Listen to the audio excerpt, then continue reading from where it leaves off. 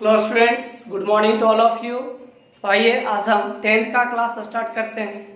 तो इस क्लास में हम क्या करने वाले हैं कि आपको हम पिछले वीडियो में यानी पिछले क्लास में हम आपसे बोले थे कि आप लोग सभी आदमी जो है 1 से लेके 15 तक यानी 1 से लेके 15 तक आप बनाइएगा, तो वो आप लोग से हो ही गया होगा।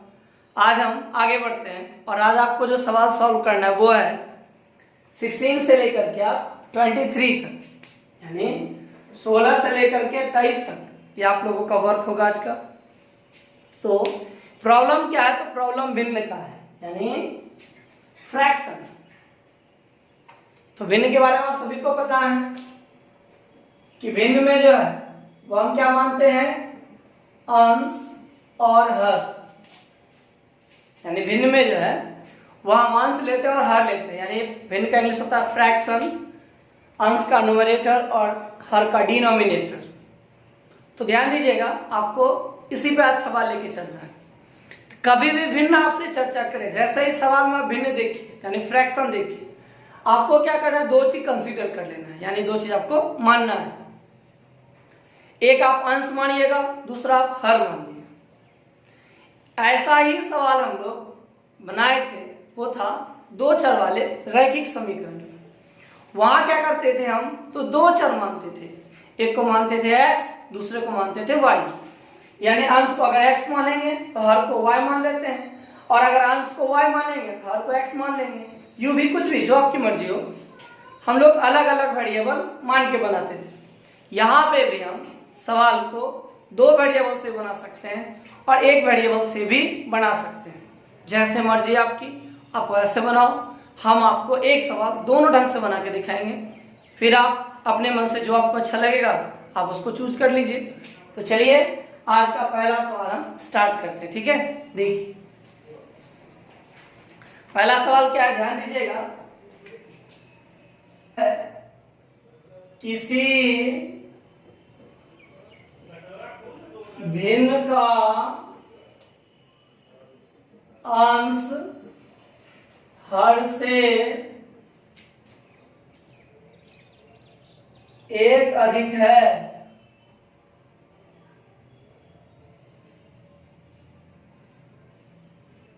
एक अधिक है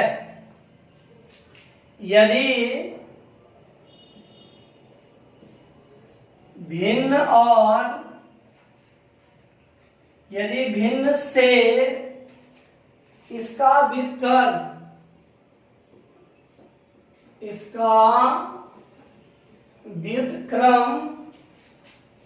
घटाया जाए तो अंतर 11/30 होता है। भिन्न ज्ञात करें।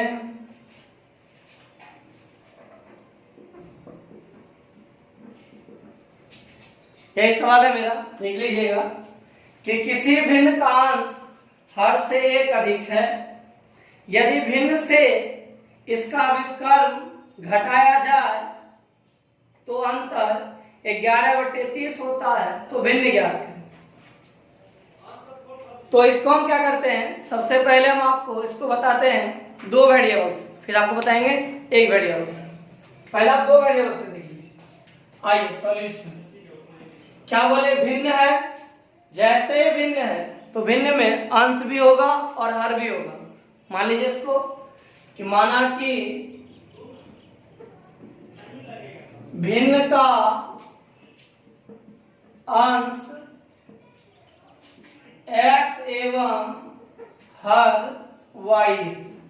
हम मान के चले हैं कि अंश हो गया x और हर हो गया y। इससे आप क्या कीजिए, भिन्न बना लीजिए। बोलिए भिन्न बराबर क्या होता है? तो भिन्न होता है आपका अंश बटे हर। अंश कितना है x, हर कितना है y। ध्यान दीजिएगा, भिन्न जो है वह तब और केवल तभी बनाया जा सकती है जब आपके पास अंश हो और हर हो। हम क्या किए, इस भिन्न में अंश को मान लिए x और हर को मान लिए y। जैसे ही अंश हुआ x और हर हुआ y, तो इसका मतलब भिन्न हो गया x बटे y। तो भिन्न हमको मिल चुका है। अब आइए हम सवाल करते हैं। देखिए प्रश्न से सबसे पहला पॉइंट पे ध्यान देते हैं। देखिए किसी भिन्न का अंश, पहला क्या है, किसी भिन्न का अंश हर से एक अधिक है। किससे अधिक है, तो हर से अधिक है, यानी आप जो भी करिएगा हर के साथ कीजिएगा। तो देखिए ध्यान दीजिएगा, किसी भिन्न का अंश, अंश क्या माने हम x, भिन्न मेरा x बटे y है, लेकिन उसका अंश क्या है x और हर क्या है y। प्रश्न क्या कह रहा है आपसे, तो प्रश्न कहता है कि अंश हर से, हर कितना है y, एक अधिक है यानी +1। ध्यान दीजिएगा, कहता है कि अंश हर से एक अधिक है यानी x बराबर y + 1। एक काम मेरा पूरा हो गया। अब आइए फिर आगे बढ़ते हैं पुनः। देखिए आगे क्या है, यदि भिन्न से उसका व्युत्क्रम घटाया जाए। व्युत्क्रम का मतलब उल्टा। हम आपको बताए थे कि व्युत्क्रम दो तरह का होता है, एक योज प्रतिलोम और दूसरा होता है गुणात्मक प्रतिलोम। जब तक आपसे नहीं कहा जाए द्विघात में, कम से कम क्वाड्रेटिक इक्वेशन में, तब तक आप मल्टीप्लिकेटिव इनवर्स ही लेके चलिए, आपको एडिटिव इनवर्स लेके चलने की कोई आवश्यकता नहीं है। ठीक है ना। तो चलिए क्या कहता है सुनिएगा। सवाल है कि यदि भिन्न से, भिन्न क्या आपका x y है, नहीं x अंश है और y हर है, भिन्न क्या आपका, तो भिन्न है मेरा x बाई y। तो कहता है यदि भिन्न से उसका व्युत्क्रम। अब सोचो भिन्न यदि x बटे y है, भिन्न आपका x बटे y है, इसका व्युत्क्रम क्या होगा, इसका व्युत्क्रम हो जाएगा y बटे x। सही ना, अंश हर हो जाएगा, हर अंश हो जाएगा। तो चलिए देखते हैं। कहता है यदि भिन्न से इसका व्युत्क्रम घटाया जाए। भिन्न से, भिन्न आगे लिखे, घटाएंगे किसको, इसका व्युत्क्रम मतलब इसका उल्टा, तब आपको अंतर यानी दोनों का जो घटाने के बाद जो रिजल्ट मिलेगा बराबर में, वो क्या मिलेगा आपको, 11/30 मिलेगा। अब आपको इसी चीज को सॉल्व करना है और फिर इसको आगे बढ़ाना है।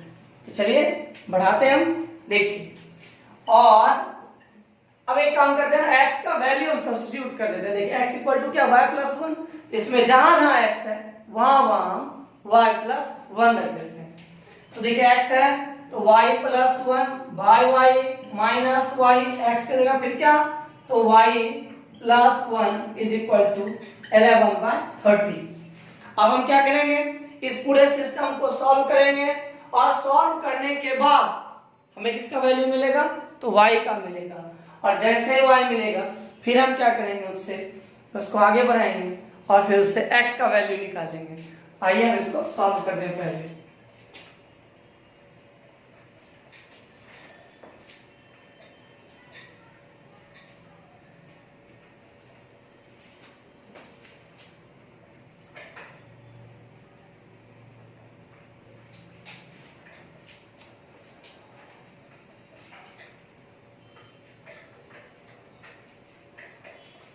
चलिए आगे बढ़ाते हैं इसको।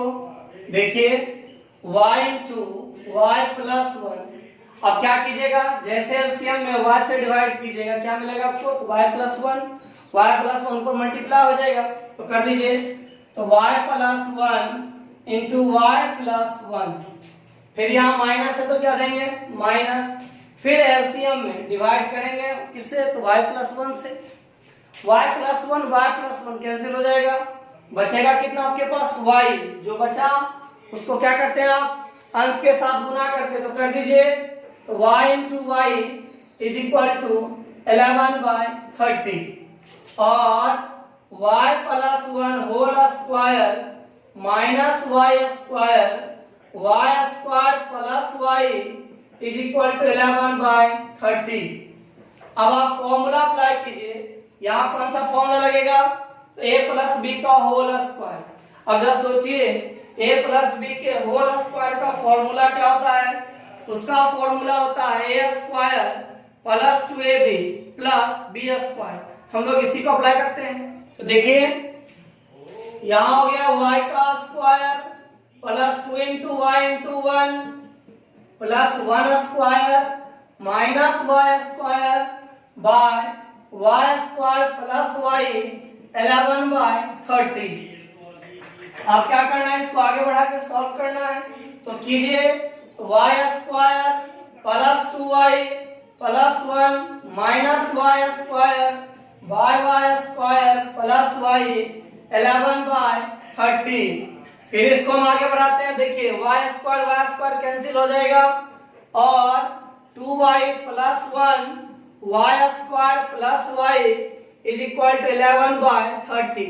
अब क्या करते हैं, तो क्रॉस मल्टीप्लाई कर देते हैं। तो कीजिए 11 into y square plus y 30 into 2y plus 1 और 11y square plus 11y equal to 60y plus 30। फिर ले आइए 11y square plus 11y minus 60y minus 30 is equal to 0 और 11y स्क्वायर।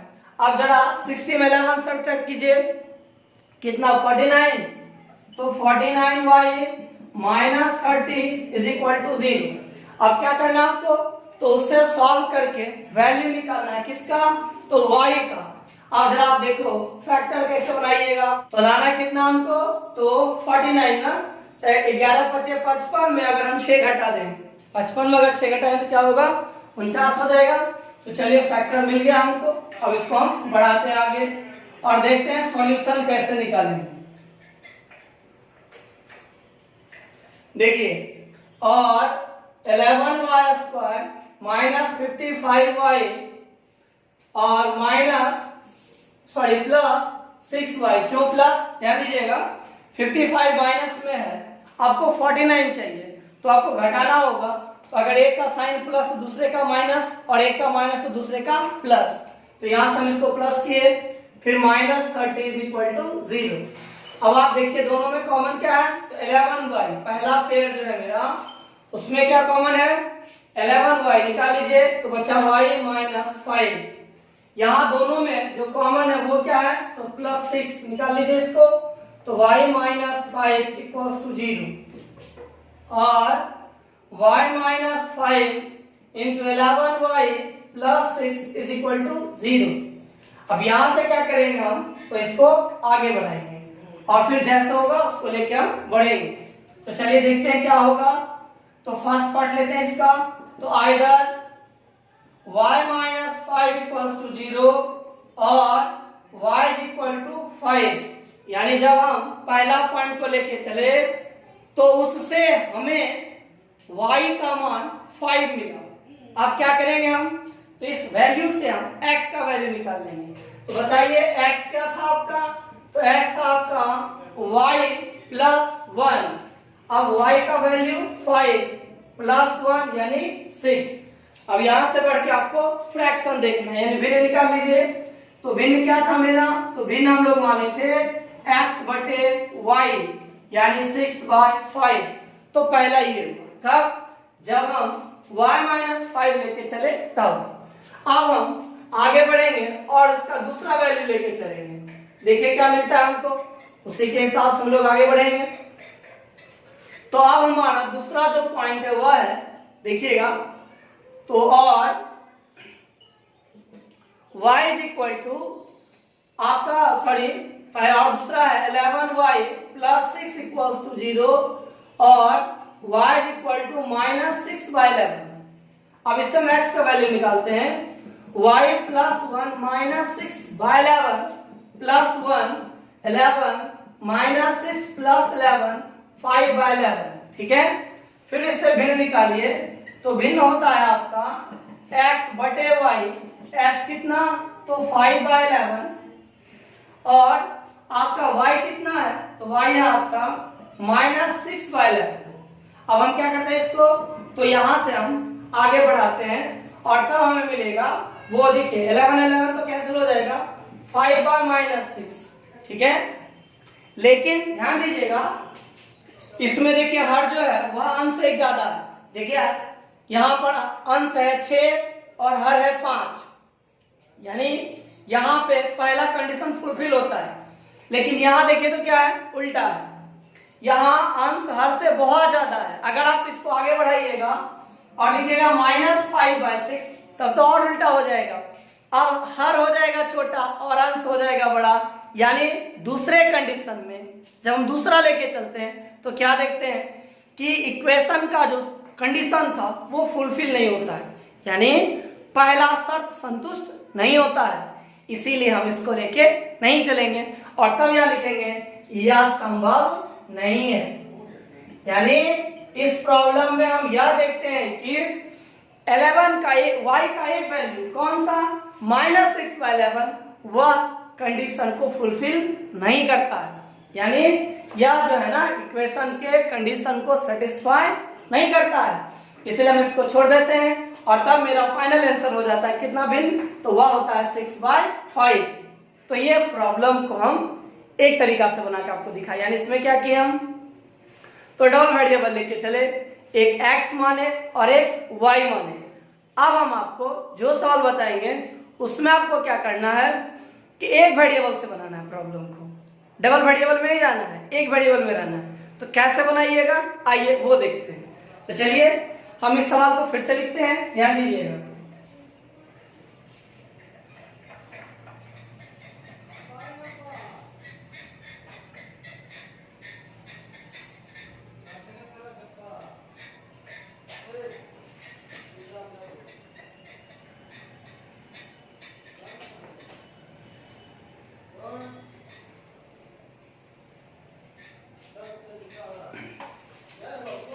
चलिए सवाल देखिए, किसी भिन्न का अंश हर से एक अधिक है यदि भिन्न से इसका व्युत्क्रम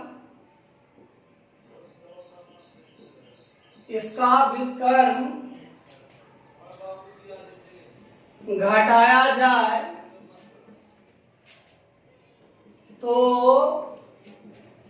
अंतर 11/30 होता है। तो भिन्न ज्ञात है, भिन्न ज्ञात करें। देखिए यही सवाल हम आपको इससे पहले बताए थे, अब आपको यही सवाल हम फिर से बता रहे हैं। बस फर्क किस बात का है, तो उस समय आप डबल वेरिएबल के साथ चले थे और इसमें हम सिंगल वेरिएबल चलेंगे, यानी यहाँ पर हम y नहीं मानेंगे, सिर्फ एक मानेंगे, x मानेंगे तो x मानेंगे, y मानेंगे तो y मानेंगे। अब इसको कैसे बनाइएगा वो सीखिए पहले। देखिए किसी भिन्न का अंश हर से एक अधिक है। अब जब भिन्न है तो इसको दो चीज तो चाहिए, एक अंश और दूसरा हर। जब हम डबल वेरिएबल लिए थे तो मेरे लिए आसान था, हम एक को x मान लिए थे, दूसरे को y मान लिए। लेकिन इस प्रॉब्लम में हम फिर क्या कर रहे हैं, जो सवाल आपको हम फिर से रिपीट कर रहे हैं, यही हम आपको बता रहे हैं। इसमें क्या कर रहे हैं हम ना, एक वेरिएबल से बनाएंगे, यानी x मानेंगे तो केवल x से सॉल्व करेंगे, y मानेंगे तो केवल y से सॉल्व करेंगे। तो इसको बनाएंगे कैसे भाई, यहाँ तो दो चीज चाहिए ना हमें, अंश भी और हर भी। अब यहाँ क्या करेंगे, तो यहाँ कुछ नहीं है, बस आपको चीजों को लिखना फिर आगे बढ़ना है। देखिए इस पॉइंट को आप यहाँ से यहाँ तक के चीजों को लिखिए। क्या कहता है, लिखिए अंश जो है वह हर से एक अधिक है, यानी हर पदा से। ध्यान दीजिएगा ये जो वर्ड था ना, जो पहला मतलब था, उसको हम लिखे यहाँ, क्योंकि भिन्न का तो हम यूज नहीं कर सकते जब तक भिन्न बनाएंगे नहीं। आगे का जो देखिए कथन है वहां है भिन्न से, तो भिन्न पहले बनाएंगे तब तो हम इसका इस्तेमाल करेंगे। तो हम पहले क्या बनाते हैं, अंश और हर। तो जब आप लैंग्वेज प्रॉब्लम पढ़िए तो वहां पे ध्यान दीजिएगा कि अंश और हर में क्या रिलेशन है, आपको वहीं से आगे बढ़ना होगा, भिन्न से आप नहीं बढ़ सकते। तो हम यहाँ पर अंश और हर का रिलेशन ढूंढेंगे सबसे पहले। तो देखिए मेरे प्रॉब्लम में है, ध्यान दीजिएगा, किसी भिन्न का अंश हर से एक अधिक है, यानी अंश और हर का रिलेशन यहाँ पे है। अब क्या करना है हमको, तो हम लिख देंगे उसको, जो लिखा हुआ है वह है अंश बराबर हर प्लस एक, यानी हर जो है अंश जो है वह हर से एक ज्यादा है। अब एक चीज ध्यान रखना आपको कि जिसके साथ कुछ टर्म होना आप उसको मान लीजिए, ज्यादा इजी हो जाएगा। जैसे अगर हम यहाँ हर को मान लेंगे x, अंश क्या होगा x प्लस 1, अगर आप अंश को मानिएगा तो इस प्लस उधर भेजना होगा तो माइनस होगा, फिर भी बनेगा आपसे। प्रॉब्लम आपका तो मर्जी भी आपकी होगी, जैसे मन हो वैसे सॉल्व करो, कोई दिक्कत नहीं। तो ध्यान दीजिएगा, सॉल्यूशन स्टार्ट करते हैं हम। तो हम मानते हैं पहला कंडीशन में माना कि भिन्न का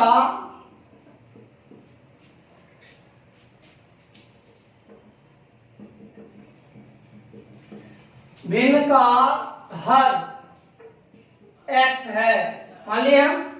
इसके आधार पर उसका अंश क्या होगा, जरा देखिए वहां से।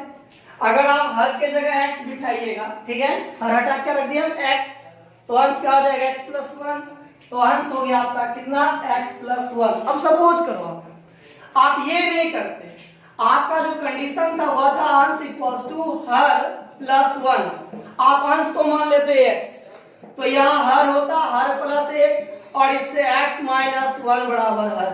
यानी आप सवाल जैसे मानो वैसे बनाइए, किसको मानना है नहीं मानना है वो आपकी मर्जी।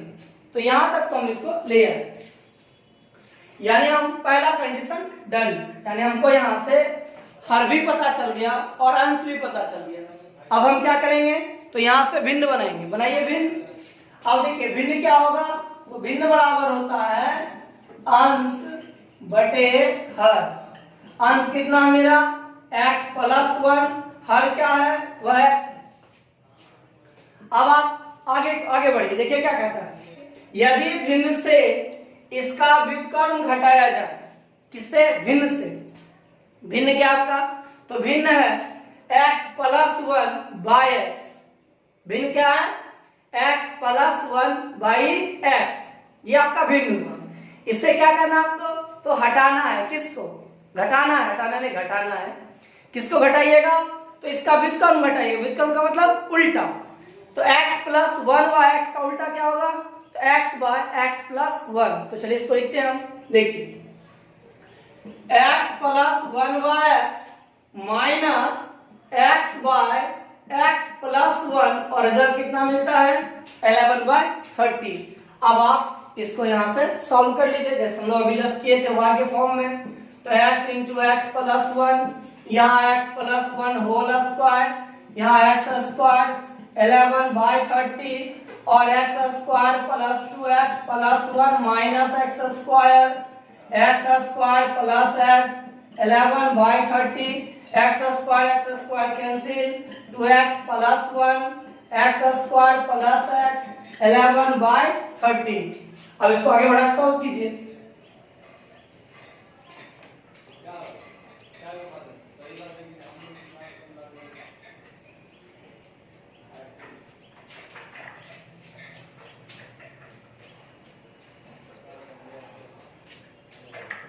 देखिए यहां से क्रॉस मल्टीप्लाई कीजिए, 11 into x square plus x 30 into 2x plus 1।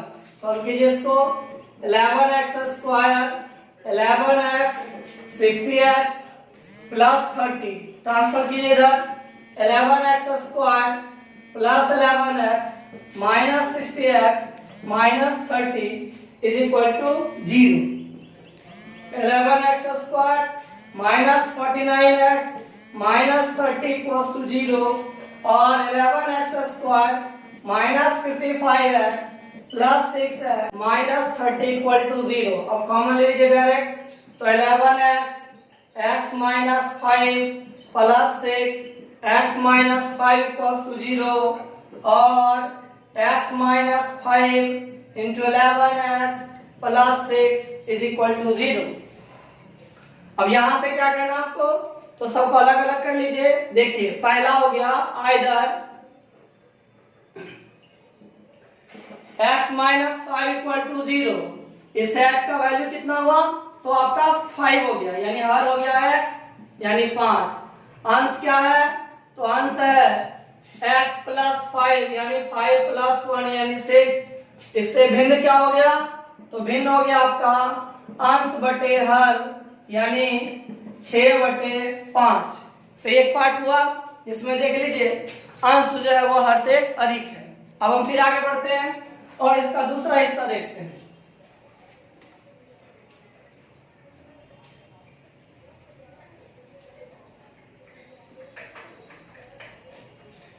इसका दूसरा हिस्सा क्या था?